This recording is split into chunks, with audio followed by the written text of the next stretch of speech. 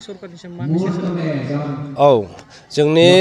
चिरां district RMC नि बे 13th बाइनेल convention दिनै जागासिनो दङ बेवहाय जोङो फैबाय मानगोनां EMबो फैबाय डेलिगेटफोर फैबाय बेयाव जों सावरायनानै दिनैनि बे मेलजों आं RMC हिसाबै मानव गेदेर BTC नि चिफ प्रमद बर' बिथां निसिम मोनसे जोङो खावलायनाय थागोन BTC ओनसोलाव दाबायदियाव सान्थिया फैबाय जों बयबो गोजोननाय मोनदों किन्तु बे सान्थिया जास्ट बन्दुक गुलिनिल' सान्थि जानो नाङा सान्थिया बयनिबो गोसोआव थानो नांगोन दा BTC ओनसोलाव थानाय सेकेन्ड लार्जेस्ट कमिउनिटि माइनरिटिफोरा दाबो गिनानै दङ जाहाथे बे मानसिफोरा गियालासिनो फ्रि एन्ड फेयार जाहाथे मुभमेन्ट खालामनो हायो पलिटिकेलि जाहाथे कोनो कनस्पिरेसि थाया मानो होनबा जोङो नुबाय थादों सम सम पलिटिकेल कनस्पिरेसि माइनरिटिनि एगेन्स्टआव जाबाय थादों बेफोरनि थाखाय जोंनि माइनरिटि समाजाव सान्थि गैया गोजोननाय गैया सान्थि होनबा जेरावबो सान्थिया फैनांसिगोन दा बेनिखायनो मानव गेदेर चिफ प्रमद बर' बिथांनिसिम जों खावलायदों माइनरिटिफोरखौ लानानै जाहाथे कोनो धरনের कनस्पिरेसि खालामालासिनो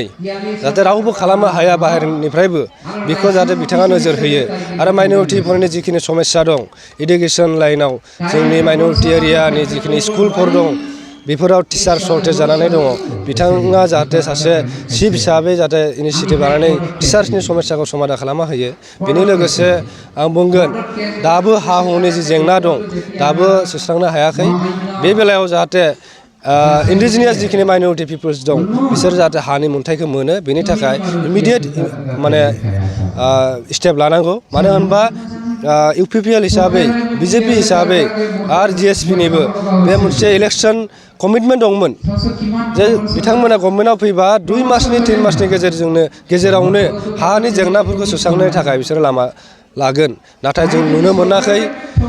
गोबाङानो मावबाय बाट बे साफिसियेन्ट नङा गोबां माइनरिटि मानसि इन्डिजिनियास मानसि लेन्डलेस जानानै थानांबाय गोबाङानो बिभिन्न मालायनि हायाव थानांबाय बेफोरखौ जाहाथे इमिडिएट हा फाट्टा होनानै बा जरिब खालामनानै सार्भे खालामनानै हा फाट्टा होनानै बेबस्था लायो बेखौ आं खावलायदों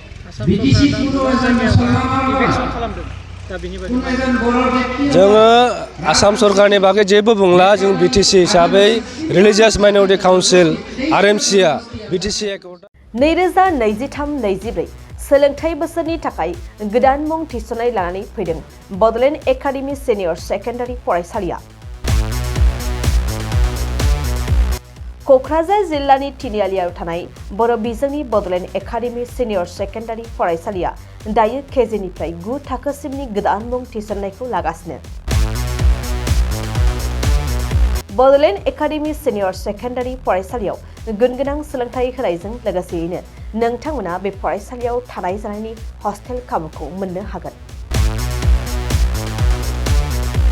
बेजों लोगोसेयैनो बे फरायसालियाव एक्सट्रा टिउसन आरो इंलिश स्पिकिं कर्सखौबो फरायसाफोरनो होनाय जायो